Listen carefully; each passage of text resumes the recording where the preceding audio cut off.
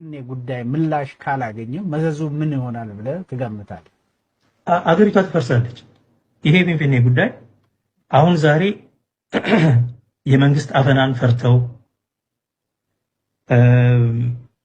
ጥቅማችን ይቀርብናል ብለው በለሆሳስ የኦሮሞን ጉዳይ ሬ ነገር አደጋለው ምናምን እያሉ የሚያወሩት ሰዎች ከዛ የባሰ አደጋ ይገጥማቸዋል። ዝም ብለን አናይም። ሰራዊቱም ከጫካ በከተማው ላይ አደጋ ሊያደርስ ይችላል። ከአሁን ጀምሮ እንደዚህ አይነት ውይይቶች ተደርገዋል። ኦልሬዲ ሰራዊቱ በቀጥታ ከተማው ላይ ያነጣጠረ ጥቃትን ማድረግ አለበት። በተለይ ኮሚሽኑ ላይ ያነጣጠረ በግለሰብ ደረጃም ይሁን በአባሎች ላይ እንደ ተቋም ያነጣጠረ እርምጃ እንዲወስድ ጥሪ ተላልፏል። ኦልሬዲ አክቹሊ ይሄ ይደረጋል። አንድ ዝም ብሎ የማይ ትውልድ የለም በዚህ ጉዳይ ላይ የኦሮሞ ቄሮ፣ የኦሮሞ ወጣት፣ የኦሮሞ ህዝብ በአጠቃላይ ይነሳል። የኦሮሞ ፖለቲካ መሪዎች፣ የሲቪል ፖለቲካ የሚያራምዱት ማለት ነው፣ የኦሮሞ ልሂቃን፣ የኦሮሞ አክቲቪስቶች፣ የኦሮሞ ምሁራን ለህዝቡ ታላቅ ጥሪ እያስተላልፉ ነው። ምክንያቱም በእሳት ፊት በታንክ ፊት ቆመህ በሄሊኮፕተር ምናምን አይደል እንደ ቢሾፍቱ ላይ ያለቁት ልጆቻችን በዛ ፊት ቆሞ ፊንፊኔ የኦሮሞ ነች ያለ ወጣት ያልፈራ ዛሬ የአብይ አህመድ መንግስት በ10 ሺህ ቦታ በጦርነት የተያዘ መንግስት የኦሮሞን ህዝብ ደብድቦ መሬቱን ይነጥቃል ብለው የሚያስቡ ከሆነ አይ ቲንክ ተሳስተዋል። ከባድ ነውጥ ከኦሮሚያ ይጠብቃቸዋል። ኢንፋክት የኦሮሚያ ክልል መንግስት ራሱ ዝም ብሎ የሚያየው ጉዳይ አይደለም።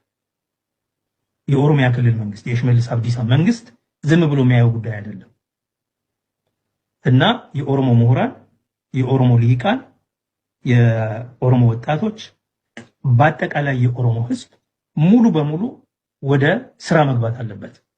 ታቅቦ ማድረግ አለበት። ታቅቦ ማድረግ የሚችል ማለት ከስራ ከአገልግሎት ወዘተ ሰልፍ መሰለፍ የሚችል ካለ በተለይ ድርጅቶቹ የሚያስተባብሩ ከሆነ የፖለቲካ ድርጅቶቹ ተቃውሞ ሰልፍ፣ የአቤቱታ ፔቲሽን የማሰባሰብ ኦኬ፣ መግለጫ የማውጣት አቋም መውሰድ፣ አቋም በመውሰድ ሌሎቻችን ደግሞ በቀጥታ ለጠቅላይ ሚኒስትሩም ሆነ ለኮሚሽኑ በቀጥታ 4000 አይደል 4000 የኮሚሽኑ አባላት ቢያንስ 40 ሚሊዮን ደብዳቤ ማስገባት ያስፈልጋል።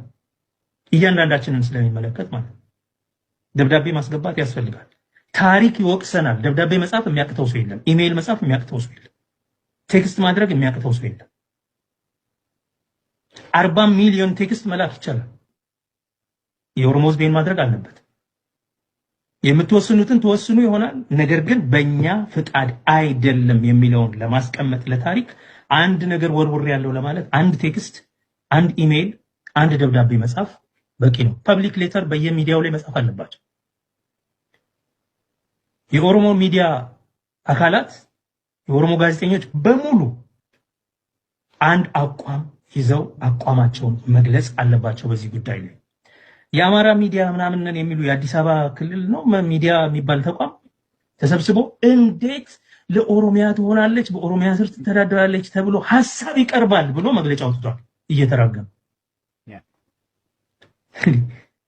ሌባ መጥቶ በአንተ ሀገር ላይ ወራሪ እንዲህ አይነት ቁጣ ሲያሳይ አንተ ባለቤቱ ለገበያም አቀርበው እንደገና ወይኔ ተቆጡን እኮ ምናምን ማለት ይሄ ነውር ነው።